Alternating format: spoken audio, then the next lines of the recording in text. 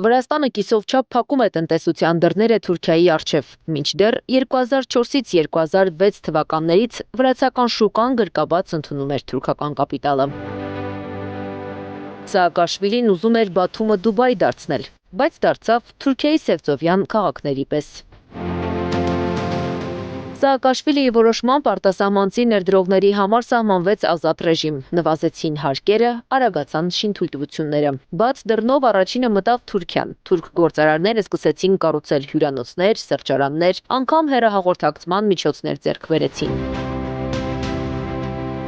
Բաթումում թուրքական կապիտալը նկատելի է հատկապես հյուրանոցային բիզնեսում։ Ամենախոշորներին վերագրվում է թուրքական ներդրումների ազդեցությունը ներառյալ Grand Rixos Palace-ին, որն արդեն հիշեցնում է թուրքական Rixos հյուրանոցային ցանցը։ Թուրքիան Վրաստանում դիրքերն ամրապնդել է նաև Geocell-ի միջոցով։ Վրաստանի GSM բջջային հեռահաղորդակցության համաշխարհային համակարգի առաջին օպերատորներից էր Թուրքիան։ Այսօր արդեն օպերատորն անցել է վրացական Silknet-ին։ Վրաստանը ամբողջովին որոշակի տարածաշրջաններում, հատկապես Աջարիա եւ Հայաստանի հյուսիսային հատվածի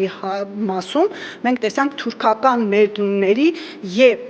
բնակչության աճ, որովհետեւ շատ հաճախ այդ ընկերությունները, որոնք այնտեղ ինչ-որ շինարարական կամ այլ աշխատանքների անվան տակ իբրև թե ներդրում էին անում, աշխատուժը բերում էին Թուրքիայից եւ իրենք այդտեղ արդեն բնակեցվում են։ Այսինքն մենք տեսանք հստակ քաղաքականությամբ իրականացվող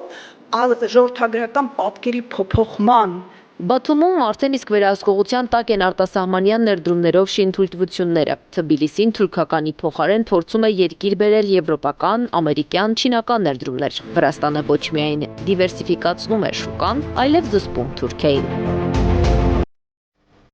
Կարող է վրացական սցենարը կրկնվել Հայաստանում։ Ինչ ռիսկեր կան եւ ինչ օգուտներ կարելի է քաղել։ ՀԱԿ փոխնախագահ Լևոն Զուրաբյանը կարծում է, ճանապարհների ապաշրջափակումը հարևանների հետ դրական ազդեցություն կունենա, բայց ներդրումների համար արտոնյալներ եւ ոչ արտոնյալներ պետք է լինեն։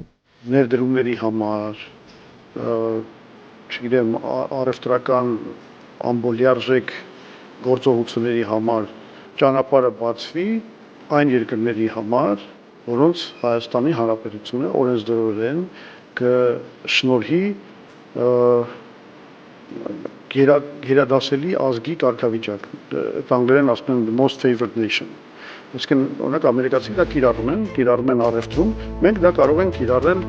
միգրացիոն քաղաքականության մեջ, նկատի ունեմ հնարավոր հոսքերը ադրբեջանցիների դեպի Հայաստան եւ ներդրումային խնդիրների մեջ, որովհետև մենք պետք է ամեն անգամ հասկանանք այդ ներդրումները ինչ նպատակներ են հետապնդում։ Ըստ Զուրաբյանի, Հայաստանը Թուրքիայի հետ երկար ճանապարհ պետք է անցնի, որ այդ կարգավիճակը նվիրի նրան։ Բացի այդ, Թուրքիայի նպատակները շատ ավելի հեռուն են գնում, կարծում է Ձյունիկ Աղաջանյանը։ Խնդիր է դրված ամբողջ այս տարածաշրջանը, ոսկս մեծ մերձավոր արևելքը եւ Միջին Ասիան ամբողջովին վերագաղութացնել արևմտյան հեգեմոնիկ ազդեցության տակ պահելով իրենց տնտեսական բարեկեցությունը ապահովելու նպատակով։ Փորձագետները զգոնության կոչ են անում։ Թուրքիան, ինչպես հարևան Վրաստանում, կարող է հայտնվել տնտեսական անմեղ ներդրումներով, իսկ 1-2 տարի անց ասելիքը թելադրել թուրք բնակիչներով։ Նրանք հայտնվում են ներդրումային շուկայում, ապա ներթափանցում մշակույթի մեջ, հետո դառնում առօրյայի մաս։ Անիա Բաղյան, Գեղամ Ղազարյան, ABC Media։